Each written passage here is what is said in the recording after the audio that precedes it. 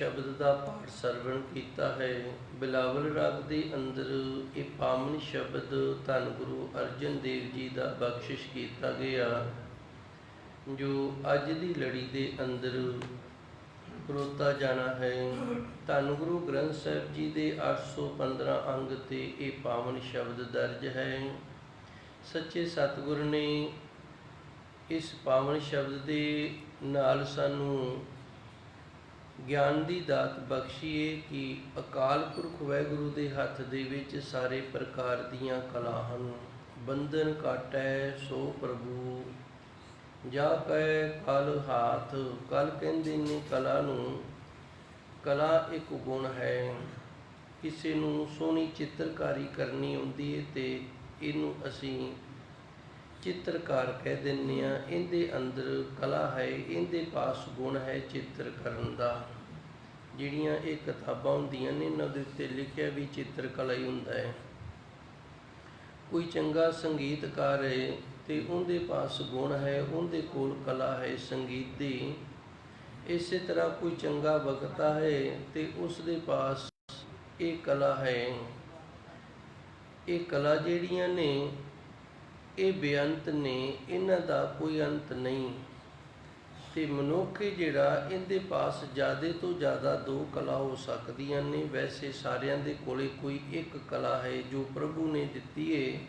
उस कला दे नाल असी अपनी रोजी रोटी है जिहड़ी वो कमा सकते हैं, अपनी उपजीविका जिहड़ी है वो जिउ सकते हैं। उस कला दे नाल असी सेवा ते सिमरन है जिहड़ा ये कर सकते हैं।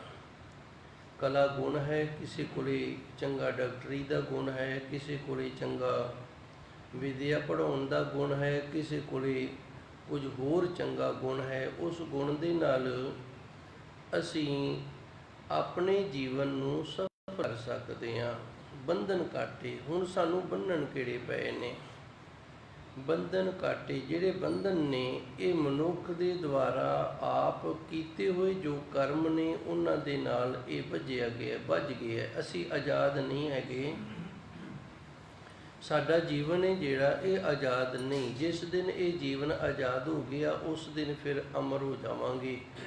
उस दिन असी खालसा अखवान दे योग हाँ। खालस का अर्थ हुंदा है शुद्ध, जिंदे विच कोई भी मिलावट ना होवे, जिन्हों कोई भी बंधन ना होवे। ते खालस तो खालसा शब्द बनिया भी शुद्धताई रखण वाला, वो शरीर जिस दे अंदर पवित्रताई है। इस तरह निहंग शब्द है जिंदे अंदर हंगता नहीं ने, हंग नहीं हैगी हंग हंगता। जिस दे अंदर हंकार नहीं हैगा उस नूं निहंग आखिया जांदा है। सो धन गुरु अर्जन देव जी ने किरपा की, सानू दसिया है बंधन काटे हे गुरमुख प्यारिया, तेनू जो जन्मां जन्मांतरा दे कीते हुए कर्मां दे अनुसार बंधन पए ने, वो प्रभु परमात्मा ये बंधन कट्टण वाला है। जाके कल हाथ, ये बंधन कट्टण वाली जिहड़ी कला है ना, ये परमात्मा दे हथ दे विच, ये किसी देवी देवते किसी मनुख दे हथ विच नहीं।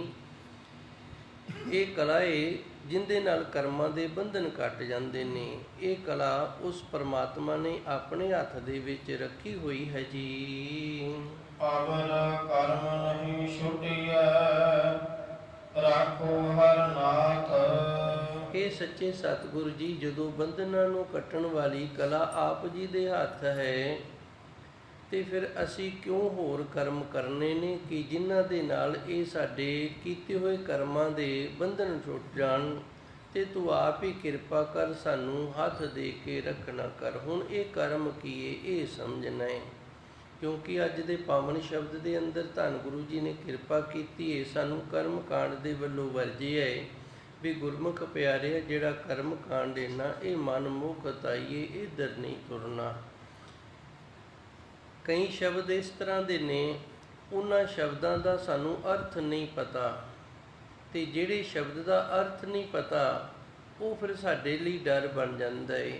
जिवें छोटा जिहा बच्चा है, उन्होंने पता ही नहीं भी हाउ की चीज़ हुंदी है, तो उसकी माँ जिहड़ी उन्होंने डरा दिंदी है भी जे तू आ काम ना कीता ते तैनूं हाउ खा जावेगी। हुण इहनूं पता ही नहीं विचारे नूं भी हाउ की है, ते बिना विचार तो, बिना अर्थ समझे तो, बिना जानकारी तो ये डरदा रहिंदा है। ਇਸੇ ਕਰਕੇ ਜਦੋਂ ਕਰਮ ਦੇ ਨਾਲ ਕਾਂਡ ਆ ਜਾਂਦਾ ਹੈ ਨਾ, ਤੇ ਸਾਡੇ ਅੰਦਰ ਵੀ ਡਰ ਪੈਦਾ ਹੋ ਜਾਂਦਾ ਹੈ। ਅੱਜ ਆਪਾਂ ਇਹ ਸਮਝਣਾ ਵੀ ਕਰਮ ਕਾਂਡ ਕੀ ਹੁੰਦਾ ਹੈ। ਕਾਂਡ ਸਾਡਾ ਸ਼ਬਦ ਨਹੀਂ, ਪੰਜਾਬੀ ਦਾ ਸ਼ਬਦ ਨਹੀਂ ਹੈਗਾ, ਗੁਰਮੁਖੀ ਦਾ ਸ਼ਬਦ ਵੀ ਨਹੀਂ ਹੈਗਾ। ਕਾਂਡ ਜਿਹੜਾ ਇਹ ਸੰਸਕ੍ਰਿਤੀ ਭਾਸ਼ਾ ਦਾ ਸ਼ਬਦ ਹੈ। ਅਸਲ ਵਿੱਚ ਕਾਂਡ ਦਾ ਅਰਥ ਹੁੰਦਾ ਹਿੱਸਾ। ਕਾਂਡ ਦਾ ਅਰਥ ਹੁੰਦਾ ਐਪੀਸੋਡ। ਜਿਹੜੇ ਵੇਦ ਲਿਖੇ ਗਏ ਨੇ, ਇਹਨਾਂ ਦੇ ਵਿੱਚ ਇੱਕ ਹਿੱਸਾ ਹੈ। ਉਹਨਾਂ ਹਿੱਸਿਆਂ ਨੂੰ ਜਦੋਂ ਅੱਗੇ ਅਧਿਆਇਆਂ ਦੇ ਵਿੱਚ ਵੰਡਿਆ ਗਿਆ ਤੇ ਉਹਦਾ ਨਾਮ ਰੱਖ ਦਿੱਤਾ ਕਰਮ ਕਾਂਡ। ਮੈਨੂੰ ਗੱਲ ਕਰਨੀ ਨਹੀਂ ਆਈ, ਮੈਂ ਦੁਬਾਰਾ ਕੋਸ਼ਿਸ਼ ਕਰਦਾ, ਜੇ ਕਿਤੇ ਬਣ ਜਾਵੇ ਤਾਂ। 4 ਵੇਦ ਨੇ, ਉਹਨਾਂ ਦੇ ਵਿੱਚ ਜਿੱਥੇ ਦੂਜੀਆਂ ਵਿਧੀਆਂ ਲਿਖੀਆਂ ਨੇ ਨਾ, ਉੱਥੇ ਕੁਝ ਹਿੱਸਾ ਹੈ, ਉੱਥੇ ਕਰਮਾਂ ਦੀਆਂ ਵਿਧੀਆਂ ਲਿਖੀਆਂ ਨੇ ਵੀ ਤੁਸੀਂ ਕਰਮ ਕਿਵੇਂ ਕਰਨੇ ਨੇ। ਤੇ ਉਹ ਫਿਰ ਜਿਹੜੇ ਅਧਿਆਏ ਬਣਾਏ ਨੇ ਨਾ, ਉਹਨਾਂ ਅਧਿਆਇਆਂ ਦਾ ਨਾਮ ਕਰਮ ਕਾਂਡ ਰੱਖਿਆ ਗਿਆ ਹੈ। ਕਰਮ ਕਾਂਡ 1, ਕਰਮ ਕਾਂਡ 2, ਕਰਮ ਕਾਂਡ 3। ਜਿਨ੍ਹਾਂ ਨੇ ਦਰਸ਼ਨ ਕੀਤੇ ਹੋਣਗੇ ਉਹਨਾਂ ਨੂੰ ਬੜੀ ਸਮਝ ਆ ਜਾਏਗੀ। ਹੁਣ ਕਰਮ ਕਾਂਡ 1 ਇਹ ਪਹਿਲਾ ਕਰਮ ਕਾਂਡ ਹੈ, ਇਹ ਕਿਵੇਂ ਕਰਨਾ ਹੈ। ਕਰਮ ਕਾਂਡ 2 ਦੂਜਾ ਕਰਮ ਕਾਂਡ, ਇਹ ਕਿਵੇਂ ਕਰਨਾ ਹੈ। ਕਾਂਡ ਦਾ ਅਰਥ ਹੁੰਦਾ ਹਿੱਸਾ। ਪਹਿਲੇ ਕਰਮ ਕਾਂਡ ਦਾ ਹਿੱਸਾ ਜਾਂ ਪਹਿਲਾ ਅਧਿਆਏ, ਕਾਂਡ ਕੁਝ ਵੀ ਨਹੀਂ, ਬਸ ਇੱਕ ਹਿੱਸਾ ਹੈ, ਇੱਕ ਨਾਂ ਹੈ। ਅਵਰ ਕਰਮ ਨਹੀਂ ਛੋਟੀਏ। ਹੁਣ ਇਹ ਕਰਮ ਹੈ ਕੀ ਚੀਜ਼? ਕਰਮ 3 ਚੀਜ਼ਾਂ ਨੇ, ਕਰਤਾ, ਕਿਰਿਆ ਤੇ ਕਰਮ। ਕਰਤਾ ਕਰਨ ਵਾਲਾ। ਜਦੋਂ ਅਸੀਂ ਕੁਝ ਕਰਦੇ ਹਾਂ, ਉਸ ਕਰਨ ਨੂੰ ਕੰਮ ਆਖਿਆ ਜਾਂਦਾ ਹੈ। ਉਸ ਕਰਨ ਨੂੰ ਵਿਆਕਰਨ ਦੇ ਵਿੱਚ ਕਿਰਿਆ ਆਖਿਆ ਜਾਂਦਾ ਹੈ। ਜਿਹੜਾ ਕਰਨ ਵਾਲਾ ਹੈ ਉਹਨੂੰ ਵਿਆਕਰਨ ਦੇ ਵਿੱਚ ਕਰਤਾ ਆਖਿਆ ਜਾਂਦਾ ਹੈ। ਉਸ ਦੇ ਦੁਆਰਾ ਜੋ ਕੀਤਾ ਜਾਂਦਾ ਹੈ ਉਹਨੂੰ ਵਿਆਕਰਨ ਦੇ ਵਿੱਚ ਕਿਰਿਆ ਆਖਿਆ ਜਾਂਦਾ ਹੈ। ਆਮ ਬੋਲੀ ਦੇ ਵਿੱਚ ਅਸੀਂ ਕੰਮ ਆਖ ਦਿੰਦੇ ਹਾਂ, ਤੇ ਕਰਨ ਵਾਲੇ ਨੂੰ ਅਸੀਂ ਕਹਿ ਦਿੰਦੇ ਹਾਂ ਮਨੁੱਖ ਜਾਂ ਔਰਤ। ਇਹ ਫਲਾਣਾ ਸਿੰਘ ਹੈ, ਇਹ ਕੰਮ ਕਰ ਰਿਹਾ ਹੈ। ਤੇ ਵਿਆਕਰਨ ਦੇ ਵਿੱਚ ਕਿਹਾ ਜਾਂਦਾ ਹੈ ਕਰਤਾ ਹੈ, ਤੇ ਇਹ ਕਿਰਿਆ ਕਰ ਰਿਹਾ ਹੈ।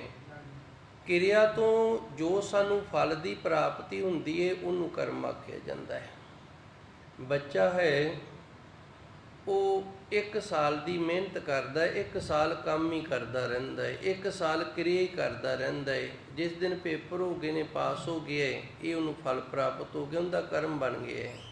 ਉਹਦੇ ਹੱਥ ਦੇ ਵਿੱਚ ਪਾਸ ਦਾ ਸਰਟੀਫਿਕੇਟ ਆ ਗਿਆ, ਇਹ ਉਹਦਾ ਕਰਮ ਉਹਨੂੰ ਪ੍ਰਾਪਤ ਹੋ ਗਿਆ, ਇਹਨੂੰ ਕਰਮ ਆਖਦੇ ਨੇ। ਕਰਮ ਹੈ ਜਿਹੜਾ ਇਹ ਦਿਸਦਾ ਨਹੀਂ। ਕਰਮ ਹੈ ਜਿਹੜਾ ਇਹ ਦਿਸਦਾ ਨਹੀਂ। ਇਹਦਾ ਜਿਹੜਾ ਫਲ ਪ੍ਰਾਪਤ ਹੁੰਦਾ ਹੈ ਨਾ, ਉਹਨੂੰ ਅਨੁਭਵ ਕੀਤਾ ਜਾ ਸਕਦਾ ਹੈ, ਉਹਨੂੰ ਮਾਣਿਆ ਜਾ ਸਕਦਾ ਹੈ। ਜਿਵੇਂ ਇੱਕ ਸੇਵਾਦਾਰ ਹੈ, ਉਹ ਸੇਵਾ ਕਰ ਰਿਹਾ ਹੈ। ਸੇਵਾ ਇੱਕ ਕੰਮ ਹੈ, ਇੱਕ ਕਿਰਿਆ ਹੈ। ਸੇਵਾ ਤੋਂ ਜੋ ਉਹਨੂੰ ਕਰਮ ਪ੍ਰਾਪਤ ਹੋਇਆ ਹੈ ਉਹਨੂੰ ਦਿਸਿਆ ਨਹੀਂ, ਪਰ ਉਹਦੇ ਅੰਦਰ ਅਨੁਭਵ ਜ਼ਰੂਰ ਹੋ ਗਿਆ, ਅੰਦਰ ਖੁਸ਼ੀ ਜ਼ਰੂਰ ਹੋਈ ਹੈ ਵੀ ਗੁਰੂ ਨੇ ਕਿਰਪਾ ਕੀਤੀ, ਇਤਨੀ ਕੁ ਸੇਵਾ ਲੈ ਲਈ। ਹੁਣ ਕਰਨ ਵਾਲੇ ਨੂੰ ਕਰਤਾ ਆਖਿਆ ਜਾਂਦਾ ਹੈ, ਤੇ ਜੋ ਉਹਦੇ ਦੁਆਰਾ ਕਿਰਿਆ ਕੀਤੀ ਜਾਂਦੀ ਹੈ ਉਹਨੂੰ ਕੰਮ ਆਖਿਆ ਜਾਂਦਾ ਹੈ। ਇਸ ਕਿਰਿਆ ਦੁਆਰਾ, ਇਸ ਕੰਮ ਦੁਆਰਾ, ਇਸ ਸੇਵਾ ਦੁਆਰਾ ਉਹਨੂੰ ਜੋ ਫਲ ਪ੍ਰਾਪਤ ਹੋਇਆ ਉਹਨੂੰ ਕਰਮ ਆਖਿਆ ਜਾਂਦਾ ਹੈ। ਮੇਰੇ ਖਿਆਲ ਗੱਲ ਸਮਝ ਆ ਗਈ ਹੋਣੀ ਹੈ। ਇੱਕ ਨੁਕਤੇ ਦੇ ਨਾਲ ਮੈਂ ਹੋਰ ਸਮਝਾਵਾਂਗਾ। ਇੱਕ ਗੁਰਮੁਖ ਪਿਆਰਾ ਹੈ, ਉਹ ਜਪਜੀ ਸਾਹਿਬ ਦਾ ਪਾਠ ਕਰ ਰਿਹਾ ਹੈ। ਉਹਦਾ ਸਰੀਰ ਜਿਹੜਾ ਉਹ ਬਾਣੀ ਪੜ੍ਹ ਰਿਹਾ ਹੈ। ਬਾਣੀ ਪੜ੍ਹਨੀ ਇੱਕ ਕਿਰਿਆ ਹੈ, ਇੱਕ ਕੰਮ ਹੈ। ਉਹ ਕੰਮ ਲੱਗਿਆ, ਉਹ ਕਿਰਿਆ ਕਰ ਰਿਹਾ ਹੈ ਬਾਣੀ ਪੜ੍ਹਨ ਦੀ। ਬਾਣੀ ਦਾ ਪੜ੍ਹਨ ਦਾ ਜੋ ਉਹਨੂੰ ਫਲ ਪ੍ਰਾਪਤ ਹੋਇਆ ਉਹਦਾ ਕਰਮ ਬਣ ਗਿਆ। ਮੇਰੇ ਖਿਆਲ ਹੁਣ ਗੱਲ ਸਮਝ ਆ ਗਈ ਹੋਣੀ ਹੈ। ਜੋ ਅਸੀਂ ਕਰਦੇ ਹਾਂ ਉਹਨੂੰ ਕਿਰਿਆ ਆਖਿਆ ਜਾਂਦਾ ਹੈ। ਕਰਨ ਤੋਂ ਜੋ ਪ੍ਰਾਪਤ ਹੁੰਦਾ ਹੈ ਉਹ ਸਾਡਾ ਕਰਮ ਬਣ ਗਿਆ। ਅਵਰ ਕਰਮ ਨਹੀਂ ਛੋਟੀਏ। ਤੇ ਹੁਣ ਸਾਨੂੰ ਕਰਮ ਦੇ ਨਾਲ ਇਸ ਵਹਿਮ ਦੇ ਵਿੱਚ ਪਾਇਆ ਗਿਆ ਵੀ ਤੇਰੇ ਆਹ ਕਰਮ ਨੇ ਨਾ ਜਿਹੜੇ, ਇਹ ਇਸ ਕਰਮ ਨਾਲ ਕੱਟੇ ਜਾਣਗੇ। ਜਿੱਥੇ ਮੈਂ ਗੱਲ ਲੈ ਕੇ ਆਉਣੀ ਸੀ, ਜੇ ਕਰਮ ਦੀ ਸਮਝ ਆ ਗਈ ਹੋਏਗੀ ਤੇ ਹੁਣ ਅੱਗੇ ਸਮਝ ਆ ਜਾਏਗੀ। ਕਾਂਡ ਕੁਝ ਵੀ ਨਹੀਂ, ਕਾਂਡ ਦਾ ਅਰਥ ਹੀ ਹਿੱਸਾ ਹੈ। ਕਰਮ ਕਾਂਡ ਜੋ ਵੇਦਾਂ ਦੇ ਅੰਦਰ ਇੱਕ ਅਧਿਆਏ ਬਣਾਏ ਹੋਏ ਨੇ, ਉਹਨਾਂ ਦਾ ਨਾਮ ਹੀ ਕਰਮ ਕਾਂਡ ਹੈ। ਇਸ ਕਰਕੇ ਅਸੀਂ ਕਰਮ ਕਾਂਡ ਦਾ ਅਰਥ ਹਿੱਸਾ ਹੈ। ਜਿਵੇਂ ਧੰਨ ਗੁਰੂ ਗ੍ਰੰਥ ਸਾਹਿਬ ਜੀ ਦੇ ਅੰਦਰ ਬਾਣੀ ਵਾਰਾਂ ਤੇ ਵਧੀਕ, ਇਹਦਾ ਅਰਥ ਹੈ ਵੀ ਜੋ ਗੁਰਬਾਣੀ ਵਾਰਾਂ ਦੇ ਵਿੱਚ ਨਹੀਂ ਦਰਜ ਕੀਤੀ ਗਈ ਤੇ ਬਚ ਗਈ ਇਹ ਬਾਣੀ ਹੈ, ਪਰ ਉਹ ਬਚ ਗਈ ਹੈ ਤੇ ਧੰਨ ਗੁਰੂ ਮਹਾਰਾਜ ਜੀ ਗੁਰੂ ਗ੍ਰੰਥ ਸਾਹਿਬ ਜੀ ਦੇ 1410 ਅੰਗ ਤੋਂ ਇਹ ਸ਼ੁਰੂ ਕਰ ਲੈਂਦੇ ਨੇ। 10-11 ਅੰਗ ਤੋਂ ਇਹ ਬਾਣੀ ਸ਼ੁਰੂ ਹੋ ਜਾਂਦੀ ਹੈ। ਇਹਨੂੰ 12 ਤੇ ਵਧੀਕ ਆਖਿਆ ਗਿਆ, ਇਹ 26 ਅੰਗ ਤੱਕ ਗਈ ਹੈ। ਇਸੇ ਤਰ੍ਹਾਂ ਵੇਦਾਂ ਦੇ ਅੰਦਰ ਵੀ ਜਿਹੜੇ ਇੱਕ ਕਰਮ ਤੋਂ ਦੂਜੇ ਕਰਮ ਦਾ ਖਹਿੜਾ ਛਡਾਉਣਾ, ਇੱਕ ਕਰਮ ਕਰਕੇ ਦੂਜੇ ਕਰਮ ਦਾ ਖਹਿੜਾ ਛਡਾ ਲੈਣਾ, ਇਹਨੂੰ ਜੋ ਵੰਡਿਆ ਗਿਆ ਹੈ ਉਸ ਨੂੰ ਕਰਮ ਕਾਂਡ ਆਖਿਆ ਗਿਆ ਹੈ। ਤੇ ਸਾਨੂੰ ਪ੍ਰਾਰੰਭਤਾ ਤੋਂ ਇਹ ਵਹਿਮ ਦੇ ਨਾਲ ਜੋੜ ਦਿੱਤਾ। ਕਰਮੇ ਕਾਂਡ ਜਿਹੜਾ ਇਹ ਸਾਡੇ ਲਈ ਹਵਾ ਬਣ ਗਿਆ, ਇਹ ਡਰ ਬਣ ਗਿਆ ਤੇ ਅਸੀਂ ਇਸ ਡਰ ਦੇ ਥੱਲੇ ਅੱਜ ਤੱਕ ਜਿਉਂਦੇ ਆਏ ਹਾਂ। ਜਦੋਂ ਗੁਰੂ ਨਾਨਕ ਦੇਵ ਜੀ ਸੱਚੇ ਸਤਿਗੁਰ ਆਏ ਤੇ ਉਹਨਾਂ ਨੇ ਫਿਰ ਇਸ ਡਰ ਦੇ ਥੱਲੋਂ ਸਾਨੂੰ ਕੱਢਿਆ ਵੀ ਇਹ ਕੁਝ ਵੀ ਨਹੀਂ, ਇਹ ਪਰਮਾਤਮਾ ਦੇ ਹੱਥ ਦੇ ਵਿੱਚ ਸਾਡੇ ਦੁਆਰਾ ਕੀਤੀ ਗਈ ਇਸ ਤਰ੍ਹਾਂ ਦੀ ਕਿਰਿਆ ਦੇ ਨਾਲ ਜਿਹੜੇ ਸਾਡੇ ਕਰਮ ਨੇ ਉਹ ਨਹੀਂ ਕੱਟੇ ਜਾ ਸਕਦੇ। ਫਿਰ ਕੱਟੇ ਕਿਵੇਂ ਜਾਣਗੇ? ਕੱਟੇ ਤਾਂ ਜਾਣਗੇ ਜੇ ਪ੍ਰਭੂ ਪਰਮਾਤਮਾ ਦਾ ਨਾਮ ਜਪਾਂਗੇ। ਤੀਰਥ ਨਹਾਵਣ ਜਾਓ, ਤੀਰਥ ਨਾਮ ਹੈ। ਇਹ ਤੀਰਥਾਂ ਦੇ ਨਾਲ ਸਾਨੂੰ ਕਿਉਂ ਜੋੜਿਆ ਗਿਆ ਸੀ? 68 ਤੀਰਥਾਂ ਦੇ ਨਾਲ, ਇਸ ਵਾਸਤੇ ਵੀ ਤੇਰੇ ਮਾੜੇ ਕਰਮ ਨੇ ਨਾ ਜਿਹੜੇ ਉਹ ਕੱਟੇ ਜਾਣਗੇ। ਤੇ ਗੁਰੂ ਮਹਾਰਾਜ ਜੀ ਨੇ ਕਿਹਾ ਇਹ ਇੱਕ ਵਹਿਮ ਦੇ ਵਿੱਚ, ਭਰਮ ਦੇ ਵਿੱਚ ਪਾਇਆ ਗਿਆ ਹੈ। ਪ੍ਰਭੂ ਪਰਮਾਤਮਾ ਦਾ ਜਿਹੜਾ ਨਾਮ ਹੈ ਨਾ, ਇਹ ਜਪਣਾ, ਇਹ ਸਿਮਰਨਾ, ਇਹ ਸਭ ਤੋਂ ਵੱਡਾ ਤੀਰਥ ਹੈ। ਜਿੱਥੇ ਜਾ ਕੇ ਅਸੀਂ ਨਾਮ ਜਪਦੇ ਹਾਂ, ਜਿੱਥੇ ਬਹਿ ਕੇ ਨਾਮ ਜਪਦੇ ਹਾਂ, ਜਿੱਥੇ ਸਾਨੂੰ ਨਾਮ ਦੀ ਪ੍ਰਾਪਤੀ ਹੁੰਦੀ, ਇਹ ਤੀਰਥ ਹੈ ਜਿਹੜਾ ਨਾਮ ਵਾਲਾ, ਇਹ ਸਭ ਤੋਂ ਵੱਡਾ ਹੈ। ਇਸੇ ਤਰ੍ਹਾਂ ਜੋ ਅਸੀਂ ਸ਼ਰਾਧ ਕਰਦੇ ਹਾਂ, ਇਹ ਵੀ ਫਿਰ ਸਾਨੂੰ ਇੱਕ ਕਰਮ ਦੱਸਿਆ ਗਿਆ ਵੀ ਤੁਹਾਡੇ ਜਿਹੜੇ ਬਜ਼ੁਰਗ ਨੇ ਨਾ, ਉਹ ਬਜ਼ੁਰਗ ਉੱਤੇ ਭੁੱਖੇ ਬੈਠੇ ਨੇ ਤੇ ਤੁਸੀਂ ਉਹਨਾਂ ਦੇ ਨਿਮਿਤ ਸਾਨੂੰ ਕੁਝ ਖਵਾਓ, ਜਿਹਦੇ ਨਾਲ ਉਹਨਾਂ ਨੂੰ ਕੁਝ ਮਿਲ ਜਾਏਗਾ। ਇਹ ਵੀ ਸਾਨੂੰ ਡਰਾਇਆ ਗਿਆ ਕਰਮ ਕਰਕੇ। ਇਸੇ ਨੂੰ ਕਰਮ ਕਾਂਡ ਫਿਰ ਅਸੀਂ ਆਖਣ ਲੱਗ ਗਏ। ਇੱਥੇ ਮੈਨੂੰ ਇੱਕ ਗੱਲ ਯਾਦ ਆ ਗਈ ਹੈ। ਵੈਸੇ ਧੰਨ ਗੁਰੂ ਗ੍ਰੰਥ ਸਾਹਿਬ ਜੀ ਨੇ ਗੁਰਬਾਣੀ ਦੇ ਅੰਦਰ ਆਸਾ ਜੀ ਦੀ ਵਾਰ ਦੇ ਅੰਦਰ ਵੀ ਦਰਜ ਕੀਤਾ ਹੈ, ਜੇ ਮੁਹਾਕਾ ਘਰ ਮੋਹੇ। ਗੁਰੂ ਮਹਾਰਾਜ ਜੀ ਰਹਿਮਤ ਕਰਦੇ ਨੇ, ਦੱਸਦੇ ਨੇ ਵੀ ਇੱਕ ਚੋਰ ਹੈ ਤੇ ਉਹ ਚੋਰ ਨੇ ਕੀ ਕੀਤਾ ਹੈ, ਕਿਸੇ ਦੇ ਘਰੋਂ ਸਮਾਨ ਚੱਕ ਲਿਆ। ਸਮਾਨ ਚੱਕ ਕੇ ਲਿਆ ਕੇ ਨਾ ਆਪਣੇ ਘਰੇ ਉਹਨੇ ਸ਼ਰਾਧ ਕਰਾ ਦਿੱਤੇ ਨੇ। ਸ਼ਰਾਧ ਕਰਾ ਦਿੱਤੇ ਨੇ, ਮੰਨ ਲਓ ਇਸ ਤਰ੍ਹਾਂ ਕਹਿ ਲਓ ਵੀ ਇੱਕ ਗਾਂ ਹੈ, ਉਹ ਚੋਰੀ ਕਰ ਲਿਆ ਹੈ ਤੇ ਲਿਆ ਕੇ ਉਹਨੇ ਬ੍ਰਾਹਮਣ ਨੂੰ ਦਾਨ ਕਰ ਦਿੱਤੀ ਹੈ। ਤੇ ਬ੍ਰਾਹਮਣ ਇਹ ਆਖਦੇ ਨੇ ਵੀ ਜੋ ਸਾਨੂੰ ਦਾਨ ਕੀਤਾ ਜਾਂਦਾ ਉੱਪਰ ਤੁਹਾਡੇ ਬਜ਼ੁਰਗਾਂ ਨੂੰ ਮਿਲ ਜਾਂਦਾ। ਤੇ ਉਹ ਗਾਂ ਫਿਰ ਬਜ਼ੁਰਗ ਕੋਲੇ ਚਲੀ ਗਈ ਤੇ ਜਿਨ੍ਹਾਂ ਦੇ ਘਰੋਂ ਗਾਂ ਚੋਰੀ ਕਰਕੇ ਲਿਆਏ ਨਾ, ਉਹਨਾਂ ਦਾ ਬਜ਼ੁਰਗ ਵੀ ਉੱਥੇ ਹੀ ਬੈਠਾ ਤੇ ਉਹਨੇ ਆਖਿਆ ਗਾਂ ਤਾਂ ਸਾਡੀ ਏ, ਇਹ ਗਾਂ ਤਾਂ ਸਾਡੀ ਏ। ਤੇ ਫਿਰ ਗੁਰੂ ਨਾਨਕ ਦੇਵ ਜੀ ਕਹਿੰਦੇ ਨੇ ਵੱਢੀਏ ਹੱਥ ਦਲਾਲ ਕੇ। ਹੁਣ ਦਲਾਲ ਕੌਣ ਹੈ? ਬ੍ਰਾਹਮਣ ਹੋ ਗਿਆ। ਬ੍ਰਾਹਮਣ ਨੇ ਦਲਾਲੀ ਕੀਤੀ ਇੱਕ ਤੋਂ ਲੈ ਕੇ ਤੇ ਉਸ ਦੇ ਬਜ਼ੁਰਗ ਤੱਕ ਪਹੁੰਚਾ ਦਿੱਤੀ। ਪਹੁੰਚਾਉਣ ਵਾਲਾ ਤੇ ਬ੍ਰਾਹਮਣ ਹੈ ਨਾ, ਦਲਾਲ ਹੈ ਨਾ। ਵੱਡੀਏ ਹੱਥ ਦਲਾਲ ਕੇ ਮੁਸਫੀ ਇਹ ਕਰੇ। ਇਹ ਫੈਸਲਾ ਹੈ ਉਸ ਅਕਾਲ ਪੁਰਖ ਵਾਹਿਗੁਰੂ ਦਾ ਕਿ ਜਿਹੜਾ ਸੰਨ ਦੇ ਵਿੱਚ ਵਿਚੋਲਾ ਬਣ ਕੇ ਇਸ ਨੂੰ ਕਰਦਾ ਤੇ ਉਹਦੇ ਹੱਥ ਫਿਰ ਵੱਡੇ ਜਾਣੇ ਚਾਹੀਦੇ ਨੇ। ਵੱਡੀਏ ਹੱਥ ਦਲਾਲ ਕੇ। ਇਸ ਤਰ੍ਹਾਂ ਇਹ ਗੁਰੂ ਮਹਾਰਾਜ ਜੀ ਨੇ ਸੱਚੇ ਸਤਿਗੁਰ ਨੇ ਸਾਨੂੰ ਇਸ ਕਰਮ ਕਾਂਡ ਚੋਂ, ਇਸ ਵਹਿਮ ਚੋਂ, ਇਸ ਡਰ ਚੋਂ ਬਾਹਰ ਕੱਢਿਆ। ਇਸ ਤਰ੍ਹਾਂ ਦੀਆਂ ਹੋਰ ਵੀ ਬੜੀਆਂ ਸਾਖੀਆਂ ਨੇ। ਇੱਕ ਗੁਰਮੁਖ ਪਿਆਰਾ ਏ ਤੇ ਬੜਾ ਗਰੀਬ ਏ। ਇਹਦੇ ਪਿਤਾ ਜੀ ਸਰੀਰ ਛੱਡ ਗਏ ਨੇ। ਜਦੋਂ ਸਰੀਰ ਛੱਡ ਗਏ ਨੇ ਤੇ ਇਹਨੇ ਪੰਡਤ ਦੇ ਕਹਿਣ ਦੇ ਅਨੁਸਾਰ ਥੋੜ੍ਹੀ ਬਹੁਤ ਜਿੰਨੀ ਕੋ ਗੁੰਜਾਇਸ਼ ਸੀ ਕਿਰਿਆ ਕਰ ਦਿੱਤੀ ਏ। ਤੇ ਜਿਹੜੇ ਪੰਡਤ ਕਹਿੰਦੇ ਨੇ ਨਾ ਵੀ ਭੋਗ ਵਾਲੇ ਦਿਨ ਸਾਨੂੰ ਗਾਂ ਦਾਨ ਦਿਓ, ਇਹਦੇ ਤੋਂ ਗਾਂ ਨਹੀਂ ਦਾਨ ਦਿੱਤੀ ਗਈ। ਗਾਂ ਦਾਨ ਨਹੀਂ ਦਿੱਤੀ ਗਈ ਤੇ ਪੰਡਤ ਨੂੰ ਬੜਾ ਵਹਿਮ ਹੋ ਗਿਆ ਵੀ ਜੇ ਇਹਨੇ ਨਾ ਦਾਨ ਕੀਤੀ ਤੇ ਚਾਰ ਹੋਰ ਸੁਣ ਕੇ ਆਖਣਗੇ ਉਹਨੇ ਨਹੀਂ ਦਾਨ ਕੀਤੀ, ਉਹਨੂੰ ਕੀ ਹੋ ਗਿਆ, ਤੇ ਆਪਣੇ ਵੀ ਨਾ ਦਾਨ ਕਰੋ। ਫਿਰ ਮੈਨੂੰ ਤਾਂ ਗਾਈਆਂ ਆਉਣੀਆਂ ਬੰਦ ਹੋ ਜਾਣਗੀਆਂ, ਮੇਰਾ ਰੁਜ਼ਗਾਰ ਖੜ ਜਾਏਗਾ, ਮੇਰੀ ਰੋਜੀ ਰੋਟੀ ਕਿਵੇਂ ਚੱਲੇਗੀ, ਮੈਂ ਅਮੀਰ ਕਿਵੇਂ ਹੋਵਾਂਗਾ, ਮੇਰੀ ਬਾਦਸ਼ਾਹੀ ਖਤਮ ਹੋ ਜਾਣੀ ਹੈ। ਇਹ ਫਿਰ ਕਈ ਦਿਨਾਂ ਬਾਅਦ ਜ਼ਿਮੀਂਦਾਰ ਦੇ ਘਰੇ ਜਾਂਦਾ। ਕਹਿੰਦਾ ਪੁੱਤਰ ਇੱਕ ਗੱਲ ਏ। ਕਹਿੰਦਾ ਦੱਸੋ ਜੀ ਪੰਡਤ ਜੀ। ਕਹਿੰਦਾ ਗੱਲ ਇਹ ਹੈ ਕਿ ਤੇਰੇ ਬਜ਼ੁਰਗ ਨੇ ਨਾ ਜਿਹੜੇ ਉਹ ਇੱਧਰਲੇ ਪਾਸੇ ਹੀ ਨੇ ਤੇ ਬੈਤਰੀਨ ਨਦੀ ਹੈ ਜਿਹੜੀ, ਉਹਦਾ ਜਿਹੜਾ ਪ੍ਰਸਲਾਤ ਕੋਲੇ ਨਾ ਉਹਨਾਂ ਤੋਂ ਤਰਿਆ ਨਹੀਂ ਜਾ ਰਿਹਾ। ਤੇ ਪੰਡਤ ਜੀ ਫਿਰ ਕਿਉਂ ਨਹੀਂ ਤਰਿਆ ਜਾ ਰਿਹਾ ਇਹ ਵੀ ਦੱਸ ਦਿਓ। ਤੂੰ ਸਾਨੂੰ ਗਾਂ ਨਹੀਂ ਦਾਨ ਕੀਤੀ, ਜੇ ਤੂੰ ਸਾਨੂੰ ਗਾਂ ਦਾਨ ਕਰ ਦੇਂਗਾ ਤੇ ਫਿਰ ਉਹ ਤਰ ਜਾਵੇਗਾ। ਇਹਨੇ ਆਖਿਆ ਜੀ ਆ ਗਾਂ ਖੜੀ ਏ, ਲੈ ਜੋ ਇਹਦੀ ਘਰ ਦੀ ਰੌਲਾ ਪਾਉਣ ਲੱਗ ਗਈ ਜੀ। ਆਪਣੇ ਕੋਲ ਘੁੱਟ ਦੁੱਧ ਦੀ ਏ, ਜਵਾਕ ਜਿਹੜੇ ਨੇ ਉਹ ਦੁੱਧ ਤੋਂ ਰਹਿ ਜਾਣਗੇ, ਚਾਹ ਤੋਂ ਰਹਿ ਜਾਵਾਂਗੇ, ਤੇ ਤੁਸੀਂ ਇਹ ਕੀ ਕਰੀ ਜਾਂਦੇ ਹੋ? ਕਹਿੰਦਾ ਕੋਈ ਗੱਲ ਨਹੀਂ, ਫਿਰ ਹੁਣ ਬਜ਼ੁਰਗ ਨੂੰ ਤਾਂ ਪਾਰ ਕਰਨਾ ਹੀ ਹੈ ਨਾ। ਹੁਣ ਆਪਣਾ ਬਜ਼ੁਰਗ ਏ, ਉਹਨੇ ਆਪਾਂ ਨੂੰ ਘਰ-ਬਾਰ ਬਣਾ ਕੇ ਦਿੱਤਾ ਹੈ, ਜਨਮ ਦਿੱਤਾ ਹੈ, ਤੇ ਉਹਨੂੰ ਤੇ ਫਿਰ ਉਹਨੂੰ ਆਪਾਂ ਪਾਰ ਕਰਨਾ ਹੈ। ਇਹਨੇ ਕੀ ਕੀਤਾ? ਗਾਂ ਦੇ ਦਿੱਤੀ ਹੈ ਬ੍ਰਾਹਮਣ ਨੂੰ, ਪੰਡਤ ਨੂੰ ਗਾਂ ਦੇ ਦਿੱਤੀ ਹੈ। ਪੰਡਤ ਜੀ ਗਾਂ ਲੈ ਗਏ ਨੇ, ਪੰਡਤ ਜੀ ਦਾ ਬਾਗੋ ਬਾਗ ਹੋ ਗਏ ਨੇ। ਸੱਜਰ ਗਾਂ ਸੀ ਉਦੋਂ ਭਾਈ, ਇਹਨਾਂ ਦੀ ਬੜੀ ਕਦਰ ਸੀ, ਵੱਛਿਆਂ ਦੇ ਬੜੇ ਮੁੱਲ ਸਨ, ਸਾਡੇ ਹਾਲੀ ਹੁੰਦੇ ਸਨ ਇਹ। ਪੰਡਤ ਜੀ ਦਾ ਬੜਾ ਖੁਸ਼ ਹੋ ਗਿਆ ਵੀ ਗਾਂ ਦੇ ਮਗਰ ਵੱਛਾ, ਇੰਨੇ ਦਾ ਵੱਛਾ ਵਿਕ ਜਾਣਾ, ਇੰਨਾ ਚਿਰ ਆਪਾਂ ਦੁੱਧ ਪੀਵਾਂਗੇ, ਮੌਜਾਂ ਬਣ ਗਈਆਂ ਨੇ। ਇਸ ਤਰ੍ਹਾਂ ਦੇ ਬੁੜੇ ਤਾਂ ਫਿਰ ਮਰਦੇ ਰਹਿਣ।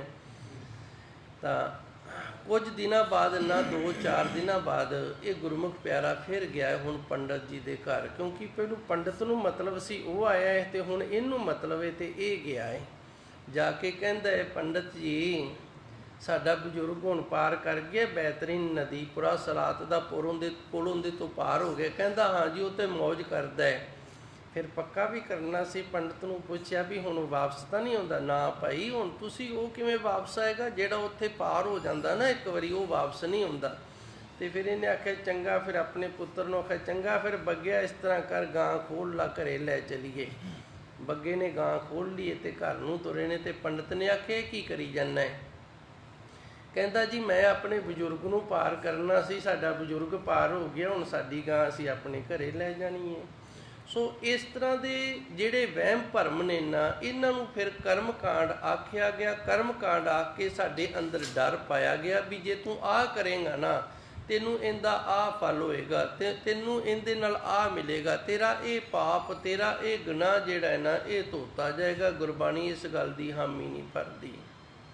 ਗੁਰਬਾਣੀ ਇਸ ਗੱਲ ਦੀ ਹਾਮੀ ਨਹੀਂ ਭਰਦੀ। ਗੁਰਬਾਣੀ ਕਹਿੰਦੀ ਏ ਘਾਲ ਖਾਏ ਕਿਛ ਹੱਥੋਂ ਦੇ, ਪਹਿਲੂ ਆਪ ਮਿਹਨਤ ਕਰ। ਘਾਲ ਦਾ ਅਰਥ ਹੁੰਦਾ ਮਿਹਨਤ ਕਰਨਾ। ਪਹਿਲੂ ਆਪ ਮਿਹਨਤ ਕਰੇ ਤੇ ਫਿਰ ਉਸ ਮਿਹਨਤ ਦੇ ਵਿੱਚੋਂ, ਜਿਵੇਂ ਗੁਰੂ ਮਹਾਰਾਜ ਜੀ ਨੇ ਸਾਨੂੰ ਆਖਿਆ ਦਸਵੰਧ ਚਲੋ, ਜੇ ਇੰਨਾ ਨਹੀਂ ਦਿੱਤਾ ਜਾਂਦਾ, ਕਿਛ ਹੱਥੋਂ ਦੇ, ਕੁਝ ਤਾਂ ਆਪਣੇ ਹੱਥ ਦੇ ਵਿੱਚੋਂ ਦੇਵੇ ਨਾ, ਦਾਨ ਕਰੇ।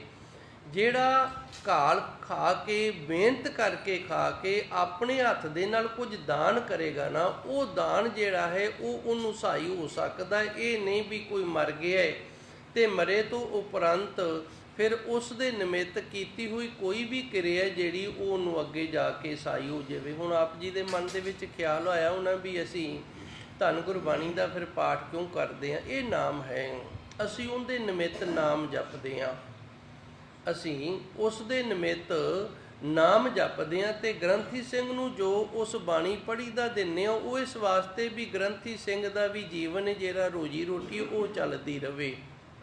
ਇਹ ਕਰਮਕਾਂਡ ਦੇ ਵਿੱਚ ਨਹੀਂ ਆਉਂਦਾ। ਬਾਣੀ ਪੜ੍ਹਦੇ ਹਾਂ ਉਸ ਦੇ ਨਿਮਿੱਤ, ਤੇ ਗੁਰੂ ਦੇ ਅੱਗੇ ਅਰਦਾਸ ਬੇਨਤੀ ਜੋਦੜੀ ਕਰਦੇ ਹਾਂ ਉਸ ਦੇ ਨਿਮਿੱਤ ਵੀ। ਸੱਚੇ ਸਤਿਗੁਰ ਆਪਾਂ ਕਹਿੰਦੇ ਨਾ, ਅਰਦਾਸ ਦੇ ਵਿੱਚ ਜੀਵਨ ਯਾਤਰਾ ਕਰਦੇ ਤੋਂ ਪਤਾ ਨਹੀਂ ਕਿੰਨੀਆਂ ਕੁ ਗਲਤੀਆਂ ਘਟਾ ਹੋਈਆਂ ਨੇ, ਤੇ ਆਪ ਕਿਰਪਾ ਕਰਨੀ ਜੀ, ਬਖਸ਼ ਲੈਣਾ, ਤੇ ਬਖਸ਼ ਕੇ ਰਹਿਮਤ ਕਰਕੇ ਤੇ ਆਪ ਜੀ ਦੇ ਚਰਨਾਂ ਦੇ ਵਿੱਚ ਵਾਸਾ ਦੇਣਾ। ਬਾਕੀ ਜਿਹੜੀਆਂ ਕਿਰਿਆਵਾਂ ਨੇ, ਹੁਣ ਜਦੋਂ ਬਾਣੀ ਪੜ੍ਹੀ ਗਈ ਹੈ ਤੇ ਗੁਰੂ ਮਹਾਰਾਜ ਜੀ ਸੰਗਤ ਤੇ ਪੰਗਤ, ਇਹ ਦੋ ਚੀਜ਼ਾਂ ਨੇ। ਸੰਗਤ ਦਰਬਾਰ ਸਾਹਿਬ ਦੇ ਵਿੱਚ ਤੇ ਪੰਗਤ ਲੰਗਰ ਹਾਲ ਦੇ ਵਿੱਚ। ਸੰਗਤ ਤੇ ਪੰਗਤ ਦੇ ਨਾਲ ਗੁਰੂ ਮਹਾਰਾਜ ਜੀ ਨੇ ਸਾਨੂੰ ਜੋੜਿਆ। ਜਿੱਥੇ ਸੰਗਤ ਹੋਏਗੀ ਉੱਥੇ ਪੰਗਤ ਲੱਗਣੀ ਜ਼ਰੂਰੀ ਹੈ, ਜਿੱਥੇ ਪੰਗਤ ਹੋਏਗੀ ਉੱਥੇ ਸੰਗਤ ਲੱਗਣੀ ਵੀ ਜ਼ਰੂਰੀ ਹੈ। ਇਹ ਦੋਵੇਂ ਇਸ ਤਰ੍ਹਾਂ ਸਮਝ ਲਓ ਵੀ ਦੋ ਬਾਹਾਂ ਨੇ, ਜਿਨ੍ਹਾਂ ਦੇ ਨਾਲ ਅਸੀਂ ਆਪਣੇ ਜੀਵਨ ਦੀਆਂ ਕਿਰਿਆਵਾਂ ਕਰਕੇ ਤੇ ਜੀਵਨ ਨੂੰ ਸਫਲ ਕਰ ਲੈਂਦੇ ਹਾਂ। ਲੰਗਰ ਅਸੀਂ ਇਸ ਵਾਸਤੇ ਲਾਉਂਦੇ ਹਾਂ। ਹੁਣ ਬਾਕੀ ਗੱਲਾਂ ਨੇ ਜਿਹੜੀਆਂ, ਕਈ ਮੰਜਾ ਦੇ ਜਾਂਦੇ ਨੇ, ਕਈ ਬਰਤਨ ਦੇ ਜਾਂਦੇ ਨੇ, ਉਹ ਭਾਈ ਸਾਡੇ ਕੰਮ ਆਉਂਦੇ ਨੇ, ਤੁਹਾਡੇ ਬਜ਼ੁਰਗ ਦੇ ਕੰਮ ਨਹੀਂ ਆਉਂਦੇ। ਵਹਿਮ ਕੱਢ ਲਓ ਅੰਦਰੋਂ।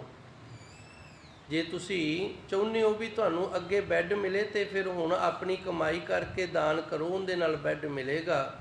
ਜੇ ਤੁਹਾਡੇ ਪੁੱਤਰ ਦੇਣਗੇ ਨਾ, ਤੇ ਫਿਰ ਉਹ ਸਾਡੇ ਕੰਮ ਆਏਗਾ, ਤੁਹਾਡੇ ਕੋਲ ਨਹੀਂ ਜਾਏਗਾ। ਅਸੀਂ ਇਸ ਗੱਲ ਦੀ ਹਾਮੀ ਨਹੀਂ ਭਰਦੇ ਵੀ ਸਾਨੂੰ ਦਾਨ ਦਿਓ ਤੇ ਤੁਹਾਡੇ ਕੋਲ ਪਹੁੰਚ ਜਾਵੇ। ਜੋ ਅਸੀਂ ਬਾਣੀ ਪੜ੍ਹਦੇ ਹਾਂ, ਇਹ ਭਾਈ ਬਾਣੀ ਪੜ੍ਹੀ ਦੀ ਮਿਹਨਤ ਤੁਸੀਂ ਸਾਨੂੰ ਨਹੀਂ ਦੇ ਸਕਦੇ।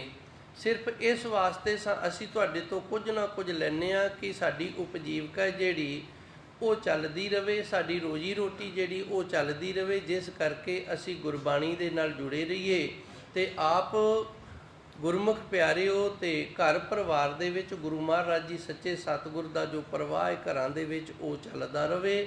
ਸੋ ਸੱਚੇ ਸਤਿਗੁਰ ਨੇ ਅੱਜ ਦੇ ਪਾਵਨ ਸ਼ਬਦ ਦੇ ਅੰਦਰ ਸਾਨੂੰ ਇਹ ਆਖਿਆ, ਬੰਧਨ ਕਾਟੇ ਜੋ ਸਾਨੂੰ ਕਰਮਾਂ ਦੇ ਬੰਧਨ ਪਵੇ ਨੇ, ਸੋ ਪ੍ਰਭੂ ਉਹ ਪਰਮਾਤਮਾ ਕੱਟਣ ਵਾਲਾ ਹੈ।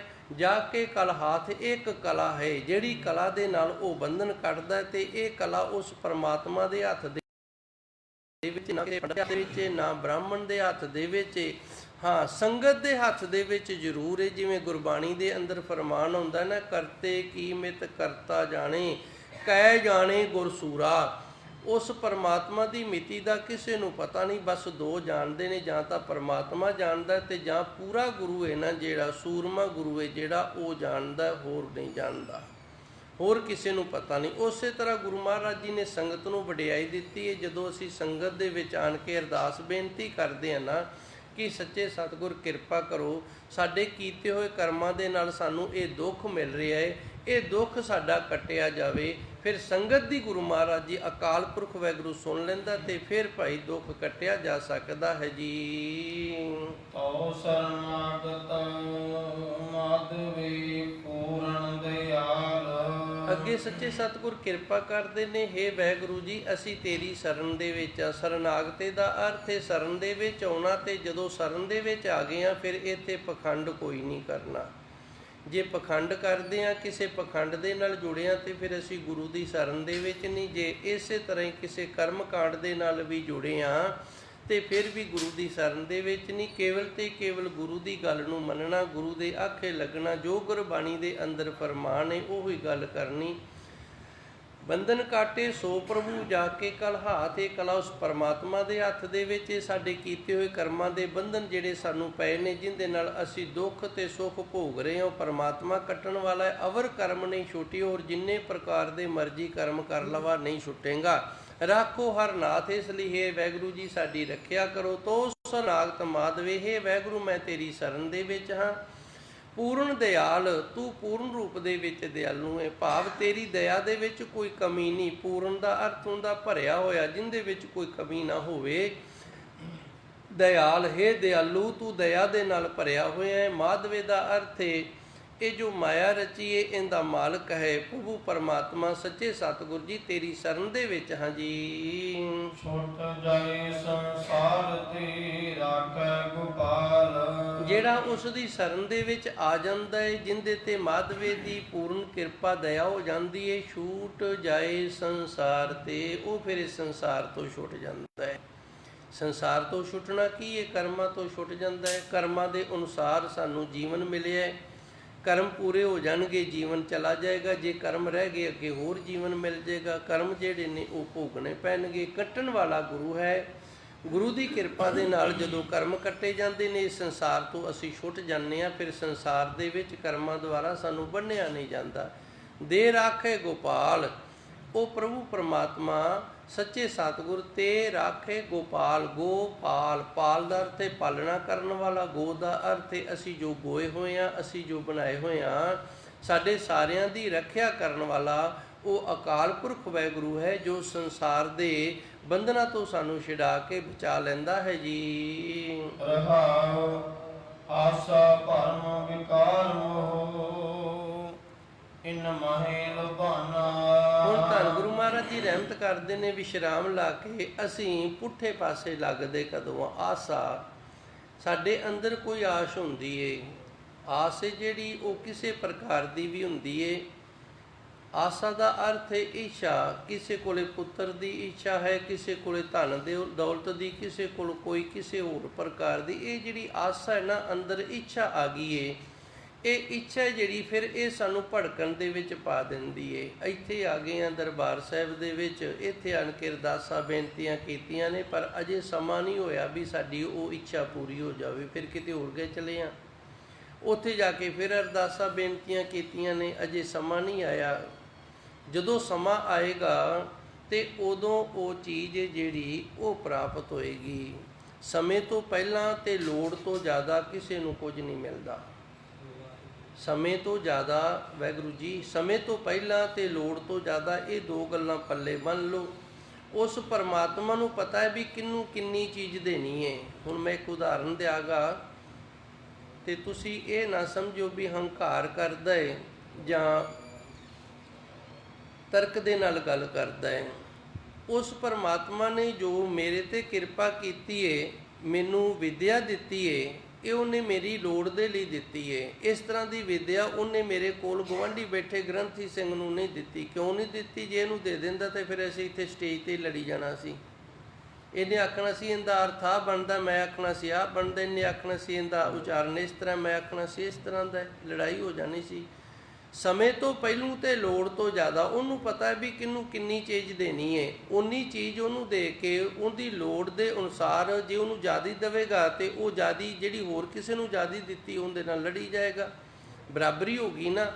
ਸਮੇਂ ਤੋਂ ਪਹਿਲਾਂ ਤੇ ਲੋੜ ਤੋਂ ਜ਼ਿਆਦਾ ਕਿਸੇ ਨੂੰ ਕੁਝ ਨਹੀਂ ਮਿਲਦਾ। ਬਿਨ ਕਰਮਾ ਕਿਛ ਪਾਈਏ ਨਾਹੀਂ, ਜਿਹੇ ਬੋ ਤੇਰਾ ਧਾਵੇ। ਗੁਰਬਾਣੀ ਦੇ ਅੰਦਰ ਇਹੀ ਗੱਲ ਦੱਸੀ ਗਈ ਹੈ। ਤੇ ਦਾਸ ਨੇ ਜੋ ਵੀ ਸਿੱਖਿਆ ਨਾ ਧੰਨ ਗੁਰੂ ਗ੍ਰੰਥ ਸਾਹਿਬ ਜੀ ਦੀ ਪਾਵਨ ਬਾਣੀ ਤੋਂ ਸਿੱਖਿਆ। ਜਦੋਂ ਆਪਾਂ ਗੁਰਬਾਣੀ ਦੇ ਉੱਤੇ ਫਿਲੋਸਫੀ ਕਰਦੇ ਹਾਂ, ਡੂੰਘਾਈ ਦੇ ਨਾਲ ਵਿਚਾਰਾਂ ਕਰਦੇ ਹਾਂ, ਫਿਰ ਅੰਦਰ ਇੱਕ ਅਨੁਭਵ ਪੈਦਾ ਹੁੰਦਾ ਹੈ, ਉਹਦੇ ਨਾਲ ਸੋਝੀ ਤੇ ਗਿਆਨ ਆਉਂਦਾ ਹੈ।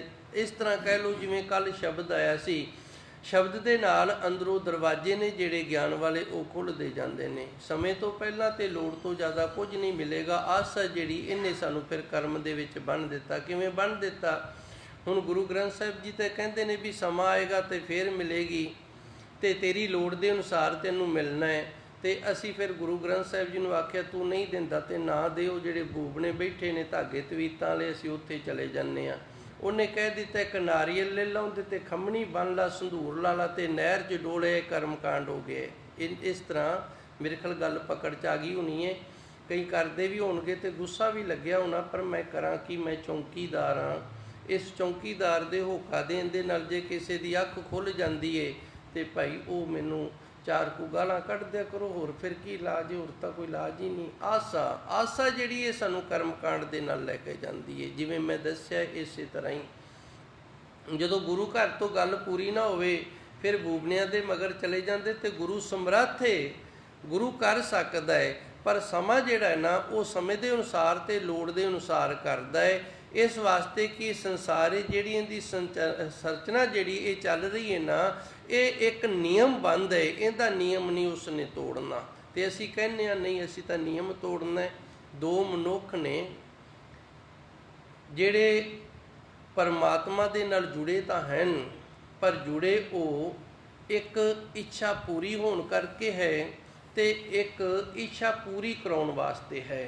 ਦੋ ਤਰ੍ਹਾਂ ਦੇ ਮਨੁੱਖ ਹਾਂ ਅਸੀਂ ਪਰਮਾਤਮਾ ਦੇ ਨਾਲ ਜੁੜੇ ਹਾਂ। ਸਾਡੇ ਦੋਵਾਂ ਦੇ ਵਿੱਚੋਂ ਇੱਕ ਮਨੁੱਖ ਹੈ, ਉਹ ਇਸ ਕਰਕੇ ਜੁੜਿਆ ਵੀ ਪਰਮਾਤਮਾ ਮੇਰੀਆਂ ਇੱਛਾ ਪੂਰੀਆਂ ਕਰੇ। ਤੇ ਦੂਜਾ ਜਿਹੜਾ ਉਹ ਇਸ ਕਰਕੇ ਜੁੜਿਆ ਵੀ ਜੇ ਤੂੰ ਇੱਛਾ ਨਹੀਂ ਪੂਰੀਆਂ ਕਰਦਾ ਤੇ ਮੈਂ ਇਸ ਤਰ੍ਹਾਂ ਕਰ ਲੈਣੀ ਹੈ। ਇਸ ਤਰ੍ਹਾਂ ਦੋ ਤਰ੍ਹਾਂ ਦੇ ਮਨੁੱਖ ਨੇ। ਜਿਹੜਾ ਅੱਤ ਦਾ ਗਰੀਬ ਹੈ, ਜਿਹਦੇ ਵਿੱਚ ਜ਼ੋਰ ਨਹੀਂ, ਸ਼ਕਤੀ ਨਹੀਂ, ਤਾਕਤ ਨਹੀਂ, ਉਹ ਪਰਮਾਤਮਾ ਨਾਲ ਜੁੜਿਆ ਹੈ। ਜੁੜਿਆ ਬੜੀ ਸ਼ਰਧਾ ਭਾਵਨਾ ਦੇ ਨਾਲ ਤੇ ਅਰਦਾਸ ਹੀ ਕਰਦਾ ਵੀ ਜੇ ਤੇਰੀ ਕਿਰਪਾ ਹੋ ਜੇ ਤੇ ਮੇਰੇ ਗੁਆਂਢੀ ਦਾ ਪੱਕਾ ਮਕਾਨ ਹੈ ਤੇ ਮੇਰਾ ਵੀ ਪੈ ਜਾਵੇ। ਇੱਛਾ ਕਰਕੇ ਜੁੜਿਆ ਨਾ। ਇੱਕ ਹੈ ਉਹਦੇ ਕੋਲ ਚੰਗੀ ਚੋਖੀ ਜਾਇਦਾਦ ਤੇ ਰਾਜ ਭਾਗ ਸਾਰਾ ਕੁਝ ਲੱਗੇ ਤੇ ਉਹ ਕਹਿੰਦਾ ਵੀ ਮੈਂ ਇਸ ਤਰ੍ਹਾਂ ਕਰਨਾ ਵੀ ਇਹ ਪਿੰਡ ਜਿਹੜਾ ਸਾਰਾ ਮੇਰੇ ਅਧੀਨ ਹੋਵੇ, ਸਾਰੇ ਮੇਰੇ ਗੁਲਾਮ ਹੋਣ, ਸਾਰਿਆਂ ਦੇ ਉੱਤੇ ਮੈਂ ਚੌਧਰ ਤੇ ਰਾਜ ਕਰਾਂ। ਇਸ ਦੇ ਲਈ ਹੁਣ ਪਰਮਾਤਮਾ ਕਹਿੰਦਾ ਨਹੀਂ, ਇਹ ਤੇਰੀ ਲੋੜ ਨਹੀਂ ਹੈਗੀ, ਤੈਨੂੰ ਥੋੜ੍ਹਾ ਸੀਮਤ ਰੱਖਣਾ ਮੈਂ। ਇਹ ਕਹਿੰਦਾ ਤੂੰ ਕਿਵੇਂ ਸੀਮਤ ਰੱਖੇਗਾ? ਇਹ ਫਿਰ ਜ਼ੁਲਮ ਕਰਨਾ ਸ਼ੁਰੂ ਕਰ ਦਿੰਦਾ ਹੈ, ਧੱਕਾ ਕਰਨਾ ਸ਼ੁਰੂ ਕਰ ਦਿੰਦਾ ਹੈ। ਸੋ ਗੁਰੂ ਮਹਾਰਾਜ ਜੀ ਨੇ ਇੱਥੇ ਸਾਨੂੰ ਦੱਸਿਆ ਆਸਾ। ਇਹ ਤਾਂ ਆਸਾ ਕਰਕੇ ਅਸੀਂ ਕਰਮਕਾਂਡ ਦੇ ਵਿੱਚ ਜਾਂਦੇ ਹਾਂ, ਨਾਰੀਅਲ ਪਾਣੀ 'ਚ ਰੋੜਨ ਲੱਗ ਜਾਂਦੇ ਹਾਂ। ਦੂਜਾ ਹੈ ਭਰਮ। ਕਿਸੇ ਨੇ ਭਰਮ ਪਾ ਦਿੱਤਾ ਤੇ ਉਹ ਭਰਮ ਦੇ ਕਾਰਨ ਨਾ ਸਾਡੇ ਅੰਦਰ ਕਰਮਕਾਂਡ ਕਰਨਾ ਜਿਹੜਾ ਇਹ ਹੋ ਗਿਆ। ਜਿਵੇਂ ਆਪਾਂ ਗਏ ਹਾਂ ਕੀਰਤਪੁਰ ਸਾਹਿਬ ਜਾਂ ਹਰਿਮੰਦਰ ਸਾਹਿਬ ਗਏ ਹਾਂ ਤੇ ਤੁਸੀਂ ਵੇਖਦੇ ਹੋ ਨਾ, ਹੈਗੇ ਉਹ ਰੱਜੇ ਪੁੱਜੇ ਨੇ ਤੇ ਮੰਗਤਿਆਂ ਦੀ ਤਰ੍ਹਾਂ ਉਹ ਮੰਗਦੇ ਫਿਰਦੇ ਨੇ। ਅਰਦਾਸ ਵੀ ਪਿਛਲੇ ਦਿਨ ਯਾਤਰਾ ਤੇ ਗਿਆ ਸੀ, ਇੱਕ ਨੌਜਵਾਨ ਬੱਚੀ ਸੀ ਤੇ ਉਹਨੇ ਇੱਕ ਰਟਨ ਲਾਇਆ ਸੀ ਵੀ ਮੈਨੂੰ ਕੁਝ ਦਿਓ, ਮੇਰਾ ਬੱਚਾ ਬਿਮਾਰ ਹੈ ਜੀ ਮੇਰਾ। ਉੱਥੇ ਜਾ ਕੇ ਸਾਨੂੰ ਇਹ ਭਰਮ ਹੋ ਜਾਣਾ ਵੀ ਅਸੀਂ ਧਾਰਮਿਕ ਸਥਾਨ ਤੇ ਆਏ ਹਾਂ ਤੇ ਜੇ ਇਹਨੂੰ 10 ਰੁਪਏ ਨਾ ਦਿੱਤੇ ਕਿਤੇ ਬਦਦੁਆ ਹੀ ਨਾ ਦੇ ਦੇ। ਕਿਉਂਕਿ ਗੁਰੂ ਤੋਂ ਅਸੀਂ ਉਸ ਮਾਈ ਨੂੰ ਚੰਗਾ ਸਮਝਦੇ ਹਾਂ ਵੀ ਗੁਰੂ ਦੀ ਗੱਲ ਪਤਾ ਨਹੀਂ ਪੂਰੀ ਹੋਵੇ ਕਿ ਨਾ ਹੋਵੇ, ਸ਼ੱਕ ਹੋ ਗਿਆ ਨਾ। ਇਹ ਮਾਈ ਨੇ ਕਹਿ ਦਿੱਤਾ ਨਾ ਤੈਨੂੰ ਭਾਗ ਲੱਗਣ ਤੇ ਮੈਨੂੰ ਭਾਗ ਲੱਗ ਜਾਣੇ ਆ।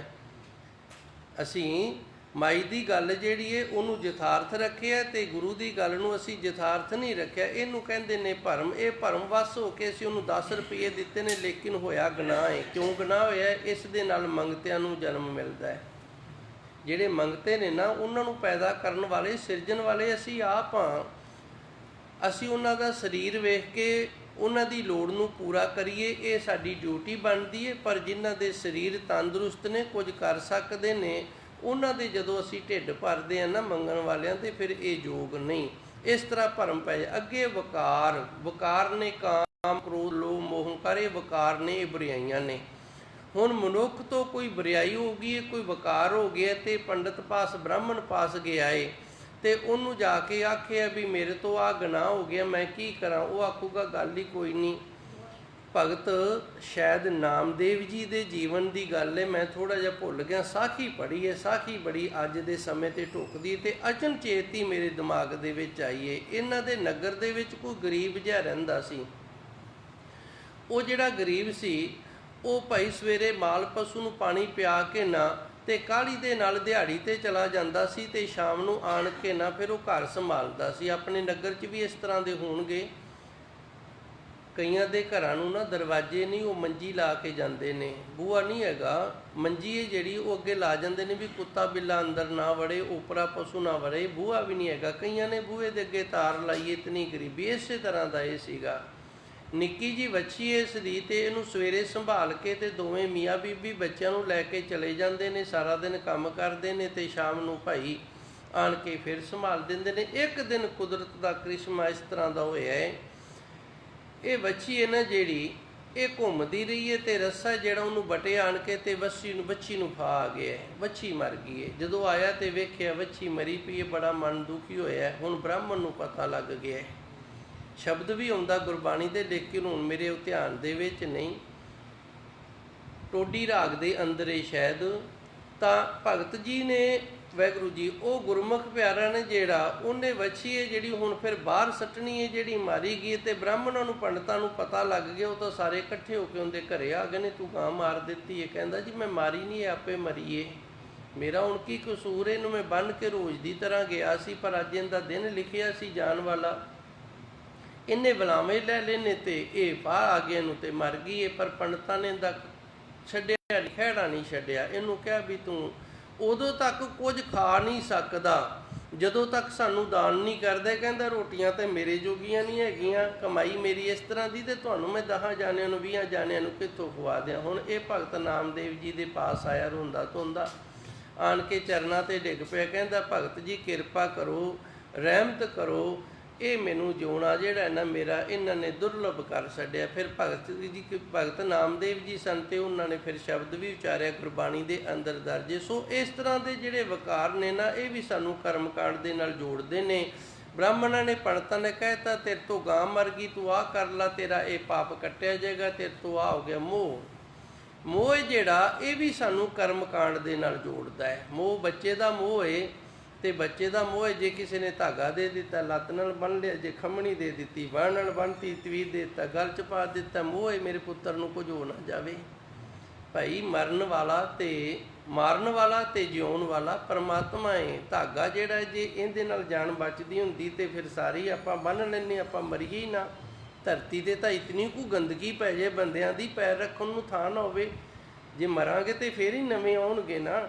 ਇਸ ਤਰ੍ਹਾਂ ਮੋਹ ਦੇ ਵਸ ਹੋ ਕੇ ਵੀ ਮਨੁੱਖ ਜਿਹੜਾ ਉਹ ਕਰਮਕਾਂਡ ਦੇ ਨਾਲ ਜੁੜਦਾ। ਇਨਮੇ ਲੁਭਾਣਾ, ਇਹਨਾਂ ਦੇ ਵਿੱਚ ਅਸੀਂ ਲੁਭਾਇਮਾਨ। ਲੁਭਾਣਾ ਦਾ ਅਰਥ ਹੁੰਦਾ ਸਾਡਾ ਮਨ ਇੱਧਰ ਬੜਾ ਲੱਗਦਾ ਹੈ। ਲੁਭਾਣਾ ਦਾ ਅਰਥ ਹੁੰਦਾ ਲੋਭ ਆਣਾ, ਮਨ ਦੇ ਵਿੱਚ ਇਹ ਲੋਭ ਆ ਜਾਂਦਾ ਵੀ ਤੂੰ ਇਸ ਤਰ੍ਹਾਂ ਕਰ ਲੈ ਤਾਂ ਮੌਜ ਹੀ ਏ। ਧਾਗਾ ਬੰਨ੍ਹ ਲਾ, ਧਾਗਾ ਬੰਨ੍ਹਣ ਦੇ ਨਾਲ ਬੱਲੇ ਬੱਲੇ ਹੋ ਜਾਣੀ, ਤੇਰੀ ਉਮਰ ਜਿਹੜੀ ਉਹ ਵੱਡੀ ਹੋ ਜਾਣੀ ਹੈ, ਤੈਨੂੰ ਹੁਣੇ ਹੀ ਕੁਝ ਨਹੀਂ, ਦੁੱਖ ਹੀ ਕੋਈ ਨਹੀਂ ਲੱਗਣਾ। ਇਸ ਤਰ੍ਹਾਂ ਦੇ ਪੁੱਠੇ ਕਰਮ ਨੇ ਜਿਹੜੇ, ਇਹਨਾਂ ਨੂੰ ਕਰਮਕਾਂਡ ਆਖੀਏ ਗੁਰਬਾਣੀ ਦੇ ਅੰਦਰ। ਤੇ ਅੱਜ ਦੇ ਪਾਵਨ ਸ਼ਬਦ ਦੇ ਅੰਦਰ ਇਹਨਾਂ ਦੇ ਵਿੱਚ ਸਾਡਾ ਮਨ ਜਿਹੜਾ ਉਹ ਲੱਗਿਆ ਰਹਿੰਦਾ ਹੈ ਜੀ। ਝੂਠ ਸਮਗਰੀ ਮਨ ਵਸੇ, ਪਾਰ ਬ੍ਰਹਮ ਨਾ ਜਾਣਾ। ਇਹ ਜਿਹੜੀਆਂ ਉੱਪਰ ਗੁਰੂ ਮਹਾਰਾਜ ਜੀ ਨੇ ਗੱਲਾਂ ਦੱਸੀਆਂ ਨੇ, ਇਹ ਸਾਰੀਆਂ ਝੂਠੀ ਸਮੱਗਰੀ ਵਾਲੀਆਂ ਨੇ, ਝੂਠੇ ਪਾਸੇ ਲੈ ਕੇ ਜਾਣ ਵਾਲੀਆਂ ਨੇ, ਤੇ ਮਨ ਦੇ ਵਿੱਚ ਇਹ ਵਸ ਗਈਆਂ ਨੇ। ਮਨ ਦੇ ਉੱਤੇ ਇਹਨਾਂ ਦੀ ਮੈਲ ਚੜ੍ਹ ਗਈ ਹੈ, ਜਿਨ੍ਹਾਂ ਕਰਕੇ ਅਸੀਂ ਪ੍ਰਭੂ ਪਰਮਾਤਮਾ ਨੂੰ ਵਿਸਾਰ ਦਿੱਤਾ ਹੈ ਜੀ। ਪਰਮ ਜੋਤ ਪੂਰਨ ਪੁਰਖ ਪਰਮ ਜੋਤ, हे ਵੈਗੁਰੂ ਤੂੰ ਪਰਮ ਜੋਤ ਹੈ, ਤੂੰ ਅਕਾਲ ਪੁਰਖ ਜੋਤੀ ਸਰੂਪ ਹੈ, ਪੂਰਨ ਤੇ ਤੇਰੇ ਵਿੱਚ ਕਮੀ ਵੀ ਕੋਈ ਨਹੀਂ, ਪੁਰਖ ਸਮਰੱਥ ਹੈ, ਪੂਰਨ ਰੂਪ ਦੇ ਵਿੱਚ ਰੱਖਿਆ ਕਰਨ ਵਾਲਾ ਹੈ। ਸਭ ਜੀ ਤੁਮਾਰੇ ਸਾਰੇ ਤੇਰੀ ਜੀਵ ਨੇ। ਭਾਵ हे ਪਰਮਾਤਮਾ, ਜੇ ਕੋਈ ਪੁੱਠੇ ਪਾਸੇ ਲੱਗਿਆ ਤੇ ਉਹ ਵੀ ਤੇਰਾ ਹੈ, ਜੇ ਕੋਈ ਚੰਗੇ ਪਾਸੇ ਲੱਗਿਆ ਤੇ ਉਹ ਵੀ ਤੇਰਾ ਹੈ। ਇਸ ਤਰ੍ਹਾਂ ਕਰਮਕਾਂਡੀ ਵੀ ਤੇਰਾ ਹੈ ਤੇ ਨਾਮ ਜਪਣ ਵਾਲਾ ਵੀ ਤੇਰਾ ਹੈ, ਸੇਵਾ ਕਰਨ ਵਾਲਾ ਵੀ ਤੇਰਾ ਹੈ ਤੇ ਨਿੰਦਿਆ ਕਰਨ ਵਾਲਾ ਵੀ ਤੇਰਾ ਹੈ। ਤੂੰ ਪਰਮ ਜੋਤ ਹੈ ਤੇ ਤੇਰੀ ਜੋਤ ਸਾਰਿਆਂ ਦੇ ਵਿੱਚ ਪੂਰਨ ਰੂਪ ਦੇ ਵਿੱਚ ਪਸਰੀ ਹੈ। ਤੂੰ ਇਸ ਦੇ ਸਮਰੱਥ ਹੈ ਤੇ ਸਾਰੇ ਜੀ ਤੇਰੇ ਬਣਾਏ ਹੋਏ ਹਨ ਜੀ। ਜਿਉ ਤੂੰ ਰੱਖ ਤਿਉ ਰਹਾ ਪ੍ਰਭ ਅਗਮ ਪਾਰੀ। ਇਹ ਵੈਗੁਰੂ ਜੀ, ਜਿਵੇਂ ਤੂੰ ਸਾਨੂੰ ਰੱਖਦਾ ਹੈ ਨਾ, ਉਵੇਂ ਅਸੀਂ ਰਹਿ ਰਹੇ ਹਾਂ।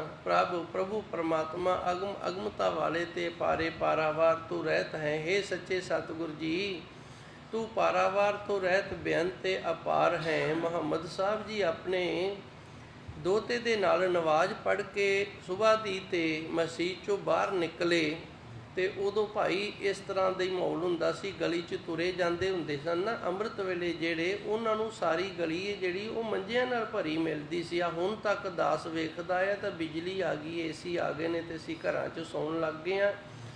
ਪਹਿਲੋਂ ਖੁੱਲ੍ਹੇ ਵਿਹੜੇ ਹੁੰਦੇ, ਖੁੱਲ੍ਹੀ ਹਵਾ ਹੁੰਦੀ ਤੇ ਜਿੰਦਾ ਵਿਹੜਾ ਛੋਟਾ ਹੁੰਦਾ, ਪਰਿਵਾਰ ਜ਼ਿਆਦਾ ਹੁੰਦਾ, ਇੱਕ ਦੋ ਸਿਆਣੇ ਮੈਂਬਰ ਜਿਹੜੇ ਸਨ ਗਲੀ 'ਚ ਮੰਜਾ ਡਾਹ ਲਿਆ ਕਰਦੇ ਸਨ। ਹੁਣ ਮੁਹੰਮਦ ਸਾਹਿਬ ਜੀ ਨਵਾਜ਼ ਪੜ੍ਹ ਕੇ ਜਦੋਂ ਨਿਕਲੇ ਨੇ ਮਸਜਿਦ 'ਚੋਂ ਤੇ ਇਹਨਾਂ ਦਾ ਦੋਹਤਾ ਹੈ, ਇਹਨੇ ਆਖਿਆ, ਨਾਨਾ ਜੀ ਆਪਾਂ ਨਵਾਜ਼ ਪੜ੍ਹ ਵੀ ਆਏ ਹਾਂ ਤੇ ਇਹ ਅਜੇ ਸੁੱਤੇ ਪਏ ਨੇ। ਮੁਹੰਮਦ ਸਾਹਿਬ ਜੀ ਨਹੀਂ ਬੋਲੇ। ਦੂਜੀ ਵਾਰ ਫਿਰ ਆਖਿਆ ਵੀ ਆਪਾਂ ਨਵਾਜ਼ ਪੜ੍ਹ ਆਏ ਹਾਂ ਤੇ ਇਹ ਅਜੇ ਵੀ ਸੁੱਤੇ ਨੇ। ਮੁਹੰਮਦ ਸਾਹਿਬ ਫਿਰ ਵੀ ਨਹੀਂ ਬੋਲਿਆ।